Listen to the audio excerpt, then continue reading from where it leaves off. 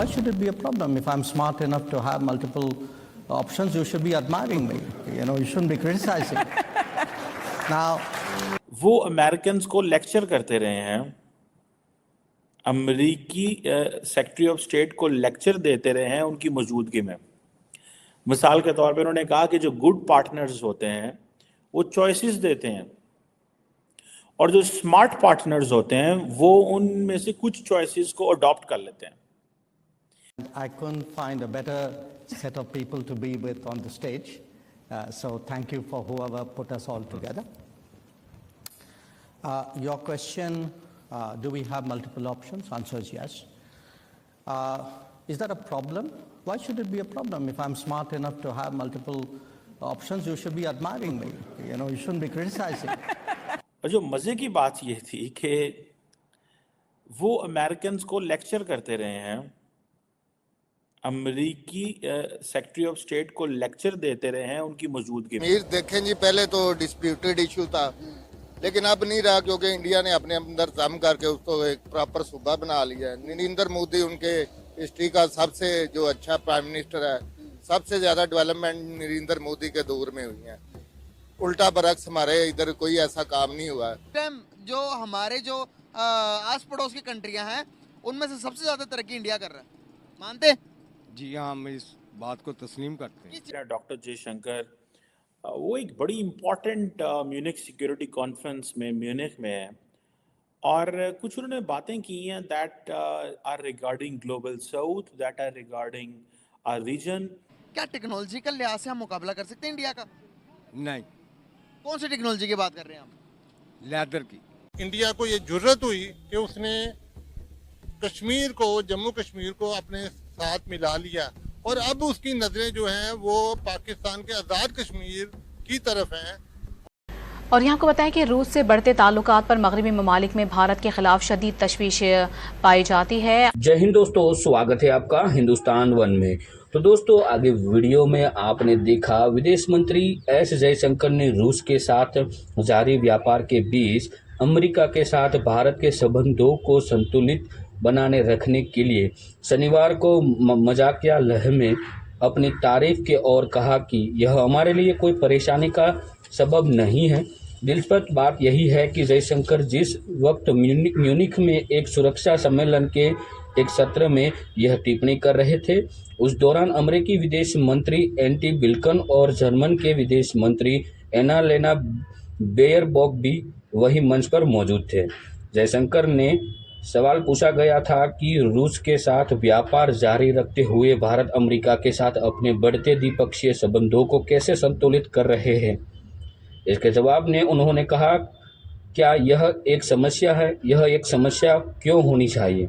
मैं इतना स्मार्ट हूं कि मेरे पास कई विकल्प है, आपको मेरी तारीफ करनी चाहिए। उनके बगल में अमेरिकी विदेश मंत्री बिल्किन बैठे थे। यह पहली बार नहीं है कि विदेश मंत्री एस जयशंकर ने सस्ता रूसी तेल खरीदने के लिए भारत के रुख और प्रतिबद्धता को जाहिर किया हो। पहले भी कई मंचों पर वे भारत का रुख साफ शब्दों में रख चुके हैं। तो चलिए दोस्तों, हम आगे वीडियो में बढ़ते हैं। डॉक्टर जयशंकर जो हैं, ये थोड़ा फर्क है इसमें बात में, जहां भी जाते हैं, जिस जिस मुल्क को उन्होंने जितनी जितनी मदद दी होती है वो हर जगह उसका जिक्र कर रहे होते हैं, जस्ट टू कीप टेलिंग कि जी हमारा स्टेटस बढ़ रहा है। सो अमेरिका भी जारी बात है, जहां जाएगा वो ये बातें तो करेगा, हम आपको चॉइसेस दे रहे हैं, हम आपको एक मौका दे रहे हैं।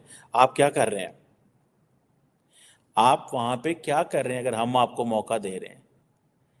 और मजे की बात यह है कि दोनों सेक्रेटरी ऑफ स्टेट ब्लिंकन की और जयशंकर की आपस में ऐसी केमिस्ट्री है that both are calling each other as Tony and J. Jay ने ये कहा है, जयशंकर ने ये कहा, और वो टोनी कह रहे हैं।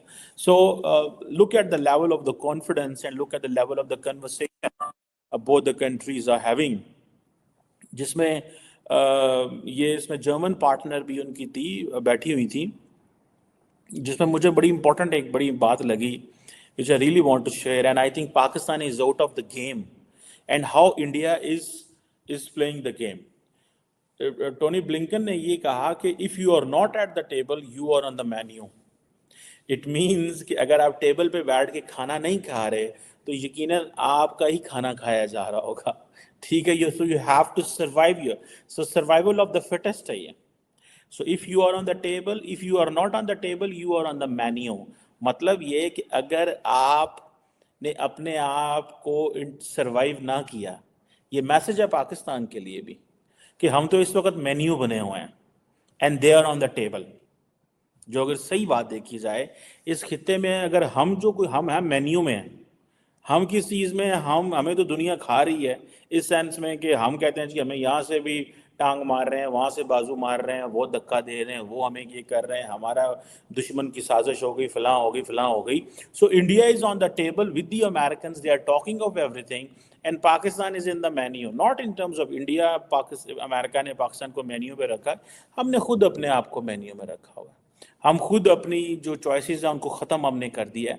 सो ये चीज़ें what I have seen is कि वो जो, और फिर उसके बाद जो ये जो बात थी ना कि इफ़ द गुड पार्टनर्स जो चॉइसेस देते हैं और स्मार्ट पार्टनर्स जो हैं वो ले लेते हैं. और उन्होंने कहा है कि this is what he told Antony Blinken, and that was very wise of doctor Jaishankar. उसने कहा कि मेरे पास अगर ज़्यादा चॉइसेस हैं तो इसका मतलब है मैं स्मार्ट हूँ, तो आपको मुझे तारीफ करनी चाहिए ना कि भाई देखो स्मार्ट प्लेयर है. एंड इंडिया कहता है जी मल्टीपोलैरिटी की बात करेंगे हम. We don't want that they should be unipolarity. We don't want कि जी दो मुल्क जो है वो अपनी मर्जी से चीज़ें कर रहे हो. We don't like this. So I think that's how Dr. Jaishankar is defining international politics, where he's projecting, what is foreign policy? When I was studying foreign policy, when I was teaching foreign policy, it's basically you have to maximize your national interest in the international anarchic environment. आपके इर्द गिर्द anarchic environment है, you have to maximize your interest. आपने अपने interest को maximise करना है, आपने अपनी ऑप्शंस को एक्सप्लोर करना है. You have to find out कि कौन से ऑप्शन ज़्यादा अच्छा है, कौन से ऑप्शन ज़्यादा अच्छा नहीं है. जैसे back in few decades back we had an option, either we should go to the Soviet Union or we should go to the American bloc, and we decided to be in the American bloc at that time. So it's all about options. So ये doctor Jaishankar ने basically he was basically, in other words, he was educating or he was trying to give a lecture to Tony Blinken कि भाई मेरे पास options हैं, मेरी options की कदर करो. I am with China, I am working with China, I am working with the Russians, I am working with you, I am working with other multilateral partners. हम आपके साथ काम करना चाहते हैं. Do not take us as in a way कि सो आप उधर देखेंगे बॉडी लैंग्वेज जहाँ पर उसकी टोनी ब्लिंकन की, ठीक है जी, तो आपको पता चलेगा कि ये बड़ी इंपॉर्टेंट बॉडी लैंग्वेज थी इन अ सेंस कि ही वाज हैप्पी.